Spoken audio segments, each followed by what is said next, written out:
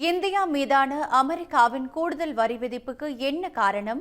5 சுற்றுகளாக பேச்சுவார்த்தை நடைபெற்றும் முன்னேற்றம் ஏற்படாதது ஏன் என்பதை தற்பொழுது பார்க்கலாம்.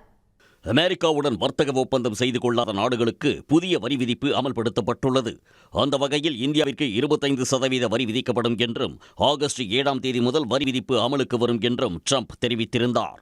அமெரிக்காவுக்கான வரி அதிக அளவில் இருப்பதாலும் இந்தியா ரஷ்யாவிடம் கச்சா எண்ணெய் மற்றும் ஆயுதங்கள் வாங்குவதாலுமே இத்தகைய வரி விதிப்பு என்றும் ட்ரம்ப் குறிப்பிட்டிருந்தார். இந்நிலையில் இந்தியா மீதான அமெரிக்காவின் 50% வரி விதிப்பிற்கு ஒன்றிய அரசின் அதீத நம்பிக்கையும் தவறான கணிப்புகளுமே காரணம் என தகவல்கள் வெளியாகி உள்ளன. வரி விதிப்பு பிரச்சினைக்கு தீர்வு காண இரு நாடுகளுக்கும் இடையே 5 சுற்று பேச்சுவார்த்தைகள் நடைபெற்றன. அமெரிக்காவிலிருந்து இறக்குமதி செய்யப்படும் சில தொழிற்சாலை பொருட்களுக்கு இந்தியா முற்றிலுமாக வரியை குறைக்க ஒப்புக்கொண்டது.